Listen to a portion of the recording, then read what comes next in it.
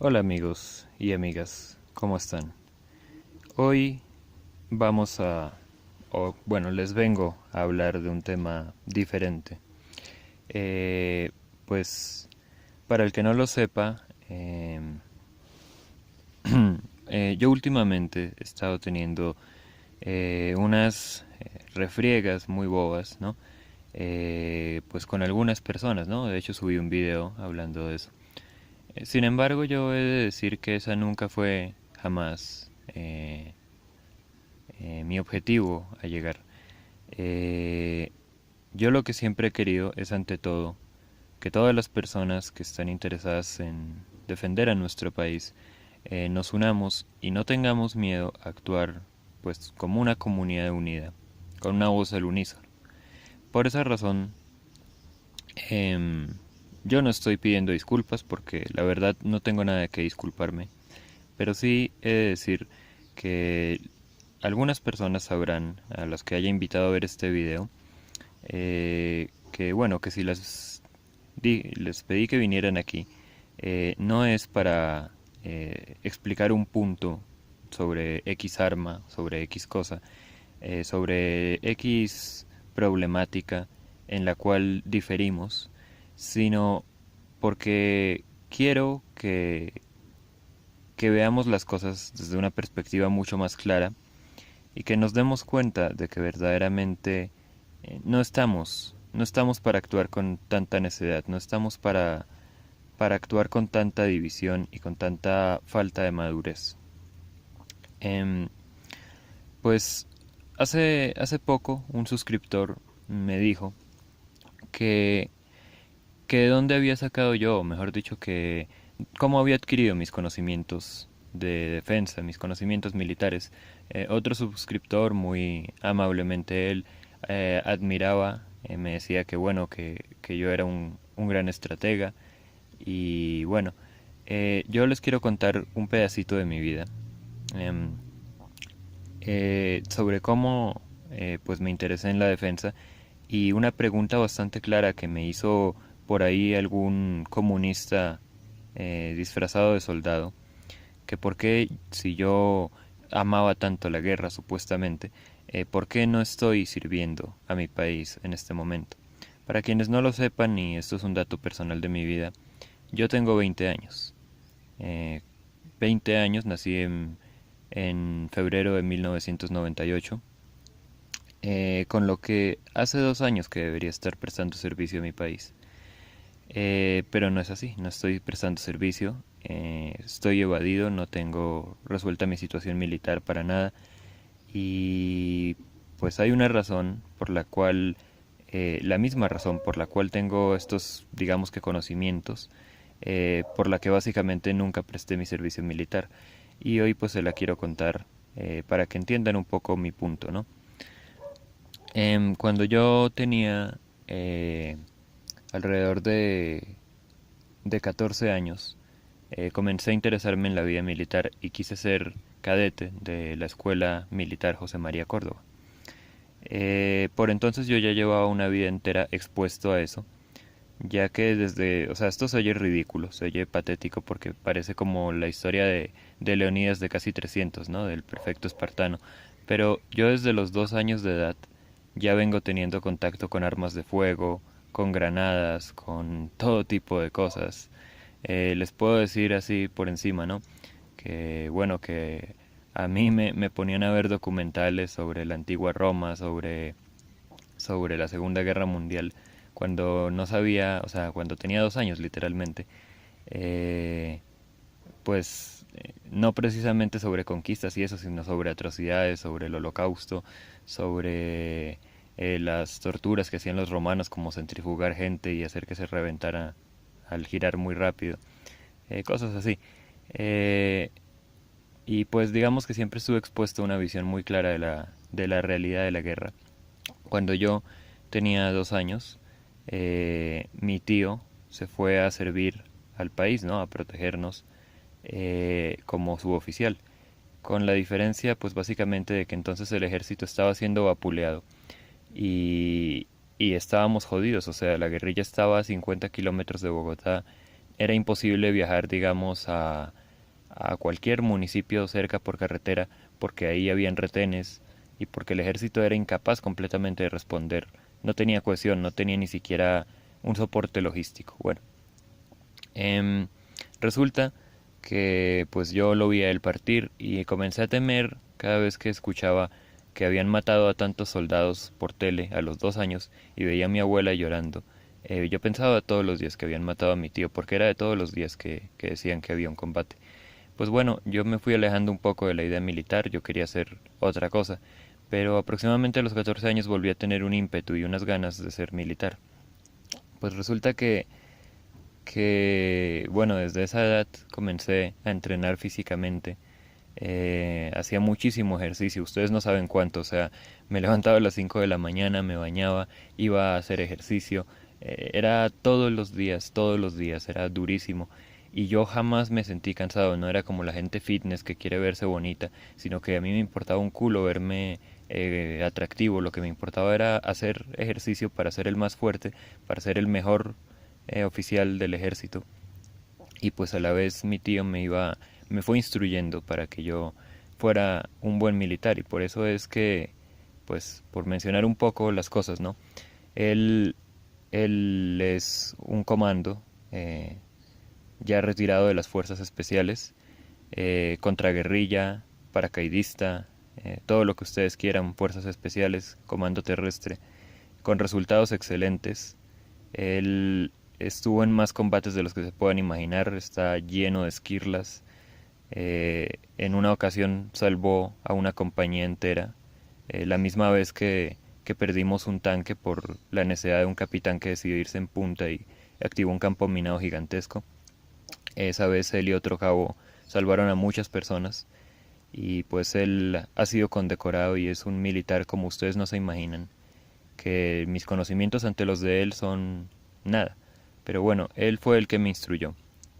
Y pues básicamente a estas horas de la vida yo les puedo jurar que yo sé más cosas que ninguna persona que no esté sirviendo en la fuerza, y ojalá que ninguna persona que no sea ya de muchos años, de mucha antigüedad en la fuerza.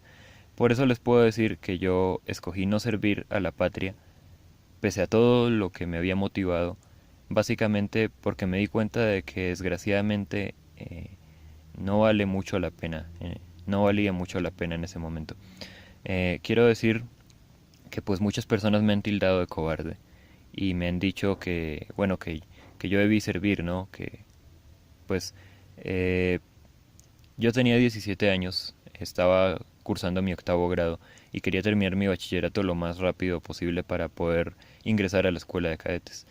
Eh, en ese momento estaba en pleno el maldito proceso de capitulación nacional, y pues básicamente todos los días se enteraba uno de que habían bajado una contraguerrilla, de que habían masacrado a tantos soldados. Y de hecho es que una de las cosas que más me impresionan, ¿no? Es que por ejemplo el día del desfile en el que Esteban Santos, ¿no? Un chino marica, hijueputa asqueroso, que no había prestado un año de servicio militar y ya con la boina de comando supuestamente, desfiló a la maldita derecha de 36 comandos curtidos en la lucha durante 10 o 15 años, y después de eso todos esos 36 comandos pidieron la baja. No sé si sabían ese dato, pero todos los que desfilan ahí a la derecha de ese maricón pidieron la baja. Pues bueno, ese mismo día a 11 soldados al sur de Bogotá, muy lejos, ya más allá de la cordillera oriental, los emboscaron, los masacraron el 20 de julio, los emboscaron, los masacraron, y ellos se quedaron pidiendo ayuda, pero resulta que en Colombia, en Bogotá, estaban desfilando como 600 aeronaves y helicópteros, pero no hubo una sola para ir a darles apoyo, para hacer el triunfo romano y para homenajear al hijo de un Judas. Yo ante esa perspectiva, yo en el colegio me sentía asqueado, y más aún con unos profesores asquerosos subversivos que ponían el letrero FARC en las carteleras, en las pancartas, bueno, en todos los eventos, ¿no? En todas las izadas de bandera. A mí me daba asco total estar allí, y yo no sé cómo rayos era que soportaba, o cómo rayos era que no me pronunciaba, aunque sí les dejaba muy en claro que los detestaba y que me daban asco. Em, Resulta que pues pasó el tiempo, el ejército estaba de capa caída, a cada rato emboscaban una contraguerrilla y el viejo marica de Santos se hacía el huevón y decía que vamos a suspender los diálogos, y todo eso era un tire y afloje ridículo para hacer ver que el gobierno estaba firme con la guerrilla y que va, o sea, estaban era negociando, o sea, jugando con la vida de los soldados. Eh, pues bueno, ante toda esa perspectiva hubo un momento en el que yo le dije a mi tío, yo no quiero servir en un ejército que está perdiendo la guerra, y que no la está perdiendo porque esté débil, sino porque lo están rindiendo. Bueno, él con su mística y con su deseo o sea, con su Laklishkak Kommuniten, me dijo, bueno, pero, o sea, los alemanes también estaban perdiendo la guerra en la Segunda Guerra y también por culpa de un político de mierda, pero ellos combatían, ellos creían en sí mismos. Yo no sé si fue cobardía, si fue negación, si fueron ganas de no morir por nada, porque a mí no me hubiera importado morir o quedar sin piernas si hubiera sido por un país que lo apreciara, no por una manada de universitarios maricas, guerrilleros, imbéciles, eh, ni por ni por un político asqueroso y traidor. Yo no hubiera temido morir, pero morir así, morir como un juego, eso no me lo podía permitir. Así que pues al final no terminé sirviendo ni en el ejército, ni en la armada, ni en la fuerza aérea. Pero entonces el punto de este video es básicamente que entre las cosas que aprendí, por ejemplo, mi tío me dijo, tú nunca vas a llegar a general. Y yo, ¿por qué? O sea, bueno, no me lo dijo así, pero básicamente me dijo que en el ejército existe una rosca, por decirlo de alguna manera, en la que solo los oficiales que tengan apellidos Zamudio, Matamoros, Mejía, así, que sean descendientes de 20 generaciones de generales incompetentes, a ellos los separan desde el primer día en la escuela de cadetes y ellos son los que llegan a generales. Los Díaz, los Barrera, pues básicamente llegan a general de brigada por mucho y luego los mandan de asignado asesor, asignado militar en una embajada y adiós, ya, se termina. Bueno, muchas cosas duras, pero yo aún así quería servir. Pero entre las cosas que él me dijo, hubo algunas que verdaderamente son dolorosísimas. Si a este punto, si a este punto el personaje que yo menciono tanto, hablando pues aquí mal de él, está viendo este video, es decir, Infomilitar, pues si a ti te interesa saber básicamente lo que es o lo que fue el Plan Alcatraz, pues para los que no lo sepan, el Plan Alcatraz era el plan de defensa que hubo en el Ejército Nacional desde 1984 hasta el 2001 y que básicamente consistía en una retirada, vamos a decir que una retirada escalonada en caso de que nos atacaran los venezolanos, y que básicamente tenía la mira de rendirse en aproximadamente 2 semanas después del inicio de las retaliaciones. Y acá en el nuevo mapa, pues básicamente la idea era que perdiéramos todo esto que se ve de mi dedo para arriba y que conserváramos apenas esto. ¿Por qué un plan de rendirse? Pues básicamente porque según el ejército estábamos tan débiles que verdaderamente si no lográbamos contenerlos por aquí, íbamos a perder medio país o algo por el estilo. Pero entonces quiero decir yo, aquí los militares en Colombia no tienen el coraje de dimitir ante el presidente, no tienen el coraje de decir yo no hago eso, no tienen el coraje de pronunciarse, así les den la baja. No tienen el coraje que tenía Guderian, no tienen el coraje que tenía Rommel, no tienen el coraje que tenía Manstein. Son meras marionetas. Y es verdad que hubo grandes generales como Freddy Padilla, como Harold Bedoya, pero también hay muchos personajes que me recuerdan a mí, es a Hermann Goering, como el general Mejía, que yo nunca le voy a perdonar como dejó que el ejército lo arrodillaran y antes se hizo el marica y dijo no nos arrodillaron. Pues básicamente a lo largo de la historia, a través de la historia, podemos ver que nos han ido quitando terreno de una manera asquerosa y ridícula.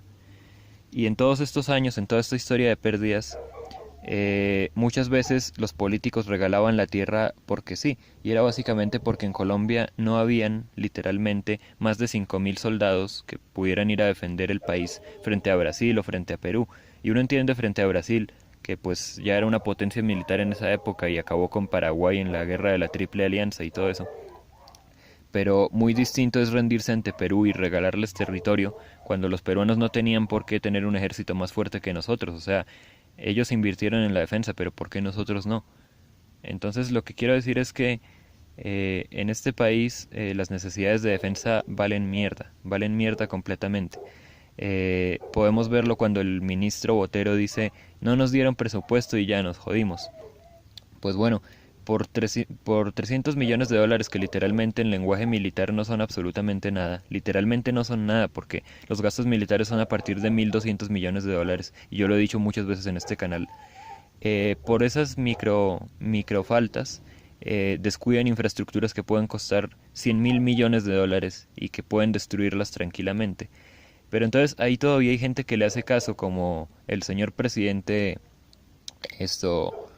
Duque, que tiene mucho coraje de pararse frente a Nicaragua, ¿no? Y decir que no voy a hacer un metro de terreno sabiendo que ellos no tienen nada de ejército con qué hacernos frente, pero no tiene el coraje de decir, y también voy a comprar armas para la defensa, ¿sí?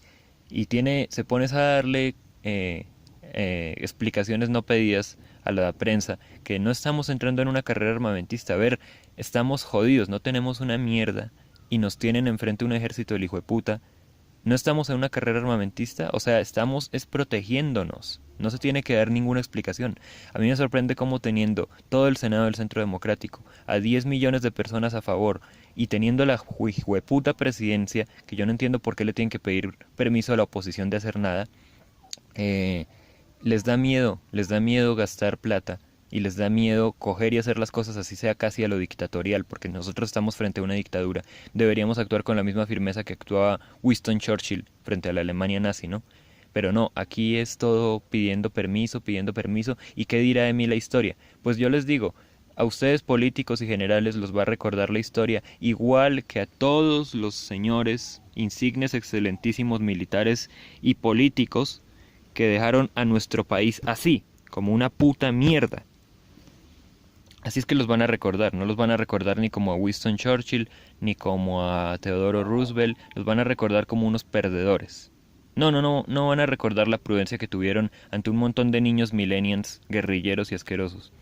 Pues yo quiero concluir este video básicamente diciéndoles que en este punto, si nosotros nos ponemos a una lucha de orgullos ridícula, no vamos a llegar a ningún lado. A mí no me da piedra, en serio se los digo, a mí no me da piedra que Infomilitar crea, ¿sí? Crea, porque cualquiera puede estar mal informado, que de repente un F-16 se metió al campo aéreo de un S-300, cosa que jamás ha pasado en la historia. O tampoco me importa mucho que sea capaz de cogerse de 40.000 tecnicismos para no ver la realidad y no responder a observaciones reales, él y todas las personas que se ponen a evadir las cosas y que cuando uno tiene la razón y se las pega en la cara, dicen, esas son necedades, y se hacen los maricas. A mí eso no me disgusta, porque yo sé que cualquier persona puede o no saber discutir o discutir como una mierda, pero lo que sí me disgusta es que no sean capaces de admitir la necesidad de un F-35 o la necesidad de un tanque de verdad punta, no cualquier T-72, o la necesidad de ver que si se llega a desatar una guerra, nosotros seamos los que estén ambicionando algo en territorio enemigo, porque a nosotros ya nos lo quitaron todo y deberíamos nosotros pensar en conseguir algo. A mí lo que me da piedra es que evadan la realidad, que tengan un orgullo tan espantosamente grande que por no admitir que están equivocados, por no admitir que son verdaderamente, mejor dicho, que tienen una visión completamente errada, les importa un culo la nación. Digo yo, ¿qué hacen en YouTube, qué hacen en Internet hablando de necesidades de defensa, quejándose desde hace años, si cuando ven que están por el camino equivocado, prefieren fingir, taparse los oídos y decir la, y fingir que nada está pasando, fingir que lo que yo les digo no es verdad, que no es verdad, sí, si saben que sin eso también estamos jodidos, o sea, sin el F-35 estamos jodidos, lo siento. Y eso no lo quieren admitir pese a todas las pruebas y pese a todo lo que les he mostrado casi como a niños, con plastilina y con dibujitos. Entonces, si van a seguir en plan, ay, yo soy Infomilitar Colombia y defiendo mi nación y todo esto, pues yo les digo, tengan el coraje de admitir que se equivocaron y tengan el coraje de decir, ok, vamos a seguir un plan diferente a lo que teníamos en mente, porque no es ni siquiera difícil. Pero es su miedo tan grande al progreso y su terror y su orgullo tan ciego que básicamente yo no los puedo diferenciar de todos los políticos que no hicieron un culo por este país. Yo aquí no soy nadie, simplemente soy alguien que está diciendo la verdad, alguien que grita la verdad desde la multitud. Y si no son capaces de abrirse las orejas, de sacarse la cera y de escuchar, pues lo siento, pero ustedes son más inútiles que nuestro generalato y nuestra clase política de ineptos. Ahí verán, o sea, yo les dejo ese trompo en la uña y es su conciencia, su hombría, su coraje, lo que dirá, lo que dictará su respuesta. Em, Eso es todo. Y esperemos, ¿no? Esperemos.